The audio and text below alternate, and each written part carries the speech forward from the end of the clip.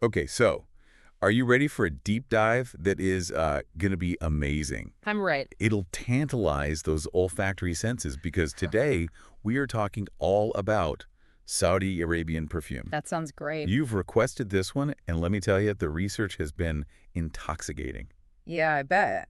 It's not just about, pretty smells. Right. We're talking a billion-dollar industry, like woven into the cultural fabric of a country. And it's an industry that's evolving at a breathtaking pace. You're Yeah. right. It's not just about pretty smells. Like, we're seeing ancient traditions blend with modern innovations, and a whole new generation of perfumers is emerging. It's really cool. Wow, yeah. It's a fascinating So mix. we've got a lot to unpack. We'll be diving into the history of major players in the Saudi Arabian perfume industry. We're also going to explore the rise of niche brands in the country, and we will even be uncovering the secrets of ITAR.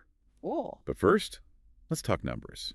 Just how big is this perfume market in Saudi Arabia? Well, if projections from the IMARC group are anything to go by 2032, the Saudi Arabian perfume market is expected to hit a staggering 2.6 billion US dollars. That's up from 1.8 billion just last year. Wow, 2.6 billion. That's a lot of perfume. It really is. It seems the world can't get enough of these Arabian aromas. With numbers like that, it's no wonder Saudi Arabia is home to some of the biggest names in the perfume world. Speaking of which, our research highlights giants like Ajmal, Rasasi, Arabian Oat. These are titans of the fragrance industry. Where should we even begin? Well, I think we should start with Ajmal. Founded in 1951, they were pioneers in bringing the luxury scent of Don Al Oud to the global stage. Okay, yeah. Don Alud, for those of us who don't speak, perfume, paint us a picture. What makes this fragrance so special? Okay, so imagine a scent so rich, so complex, it's often referred to as liquid gold. Don Al Oud is derived from the resin of agar wood trees. But it can't be just any agar wood tree. It has to be infected with a specific type of mold that triggers the production of this really precious resin. It's incredibly rare, and the aroma is captivating, woody, smoky, with hints of sweetness. And Ajmal, recognizing the increasing global demand for this liquid gold, has made some impressive moves on the sustainability front, haven't they? Absolutely. They've implemented a massive afforestation program, planting over 1 million agarwood trees. Right. This isn't just good PR. It's a strategic move to ensure a consistent supply of this highly sought-after resource. Think of it as a long-term investment in the future of Don El Oud. Wow, that's really smart. It's fascinating to see how a company balances tradition and modern business practices like that.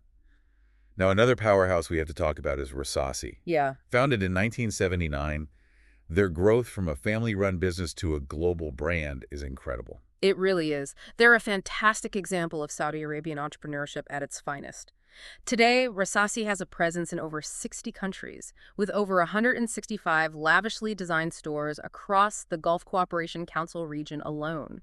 Their journey speaks volumes about their commitment to quality and building a brand that resonates internationally. And then there's Arabian Oud, established in 1982. Yes. They've become a force to be reckoned with in the world of incense and oriental perfumes. Uh-huh. They're not just participating in the market, they're dominating it. With a global network of 900 stores, they've mastered the art of weaving tradition into a brand with global appeal. Yeah. And let's not forget Abdul Samad Al Qurashi, a company steeped in history dating back to 1852.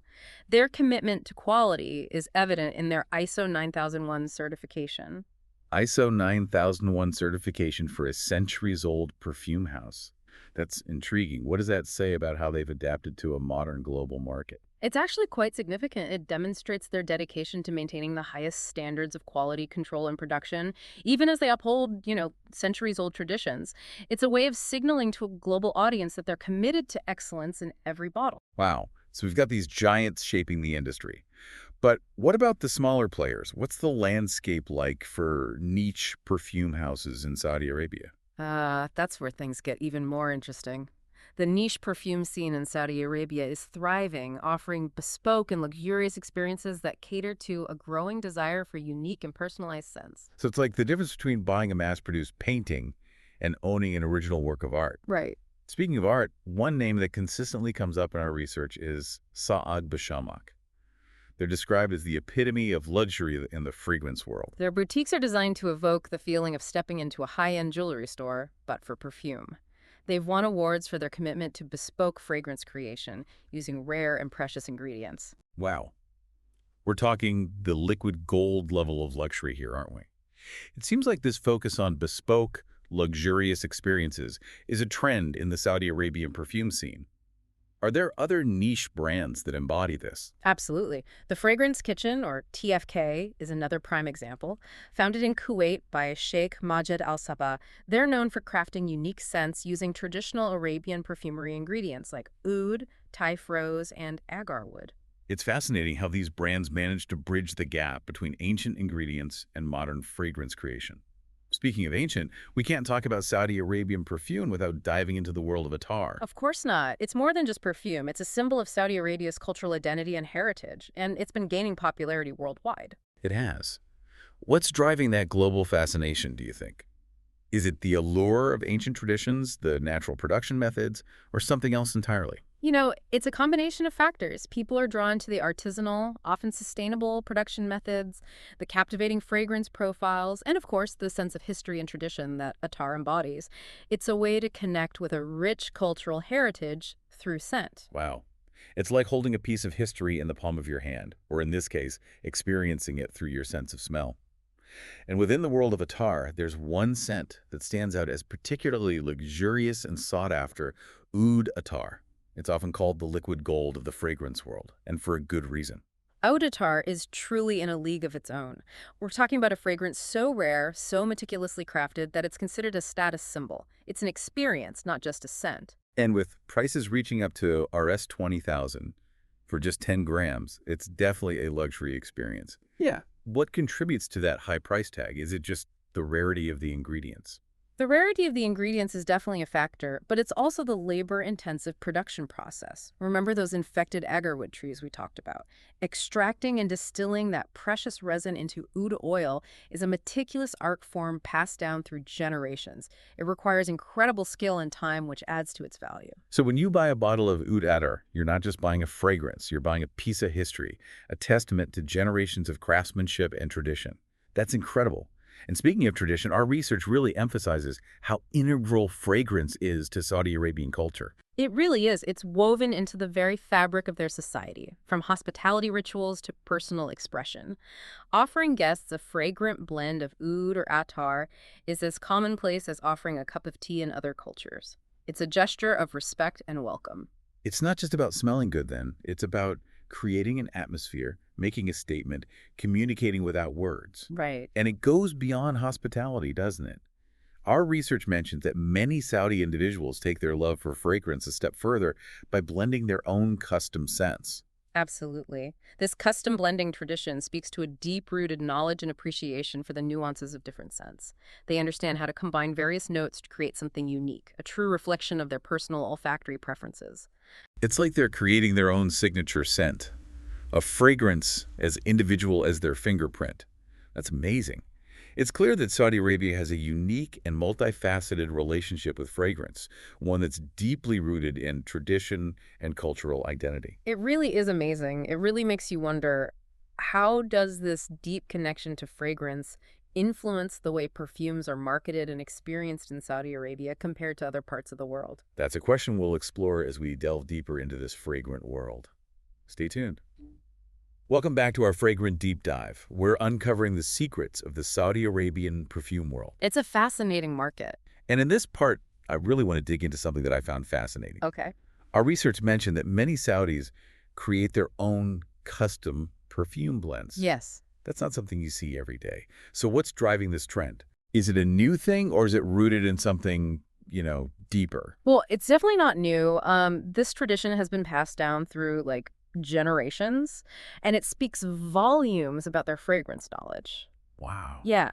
Think of it as a form of personal expression, like creating a bespoke suit Okay. or designing your own home. So it's about more than just smelling good. Oh, yeah. It's about creating a fragrance that's truly unique, a reflection of their individual personality, their style. Exactly. They're not satisfied with what's commercially available. They want to craft a scent that's truly their own. Right. Using their knowledge of different notes and ingredients, they're like olfactory artists, blending scents to evoke specific moods, memories, and emotions. Wow, that's amazing.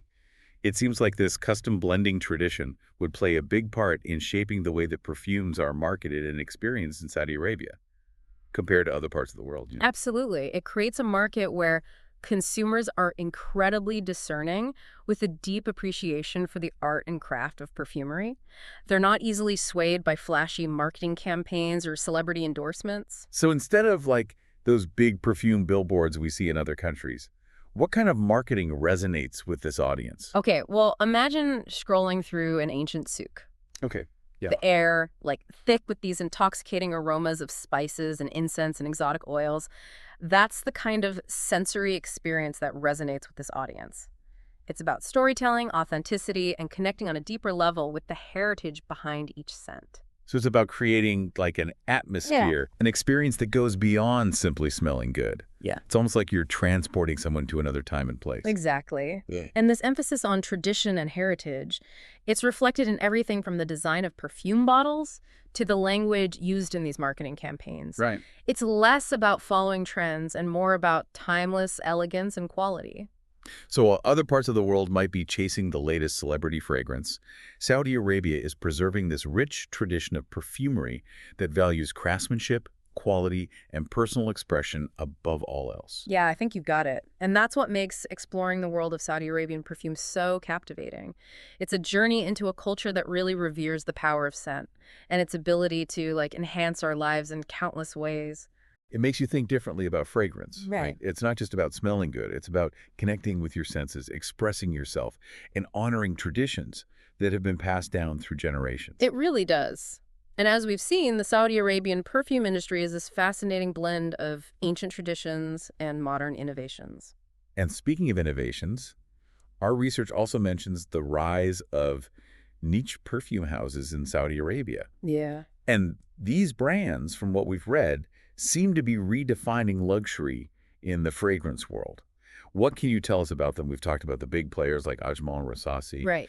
but our research also touched on this new wave of niche perfume houses in Saudi Arabia. Yes. What sets these brands apart in a market that already seems to have such a deep appreciation for fragrance? Well, think of it this way. If the larger companies are preserving centuries-old traditions, Right. these niche brands are building upon those foundations with a fresh perspective. Okay. They're pushing the boundaries of what fragrance can be, Yeah, okay. experimenting with unusual ingredients and catering to a clientele that craves individuality. So they're not just creating perfumes. Right. They're crafting these olfactory experiences that are unique, exclusive, tailored to a specific clientele. Exactly. It's like the world of haute couture fashion, Yes. but for fragrance. Exactly. We touched on Saad Bashamak earlier with their boutiques designed like high-end jewelry stores. Right. That's a prime example of how these niche brands are redefining the concept of luxury in the fragrance world. Yeah. They're creating an aura of exclusivity where the experience of discovering and acquiring a fragrance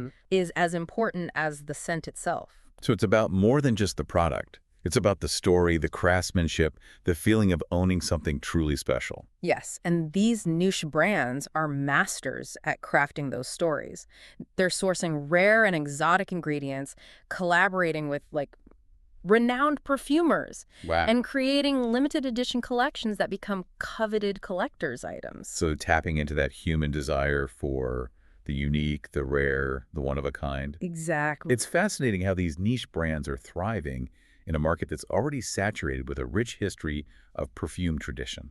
Well, it speaks to the dynamism and sophistication of the Saudi Arabian fragrance market. Yeah. It's a market that can appreciate both the enduring allure of traditional scents and the innovative spirit of these niche perfumers. Oh, it's like the best of both worlds. You can immerse yourself in the rich history of oud attar and then explore the cutting-edge creations of a brand like the Fragrance Kitchen. Exactly. And that's what makes this deep dive so fascinating. It has been really interesting. We've journeyed from ancient traditions to modern innovations, Yeah. uncovering a world where fragrance is more than just a sensory experience. It's an integral part of culture, identity, and even luxury. It's been an incredible journey, and I have to say I'm leaving with a whole new appreciation for the power of scent and the artistry of perfumery, Yeah, especially within, the vibrant and diverse landscape of Saudi Arabia. it really is incredible. Thank you so much for joining me on this fragrant journey today. Of course. Thank you for having me. It's been a pleasure exploring the world of Saudi Arabian perfume with you, and I hope our listeners are feeling just as inspired as I am Me too. To our listeners, if this deep dive has awakened your senses and you're eager to learn more, don't worry, we've got you covered. Be sure to check out the show notes for a curated list of articles, resources, and of course, all the amazing perfume houses we've talked about today. Definitely check it out. Until next time, stay curious, keep exploring, and let the fragrant world guide you.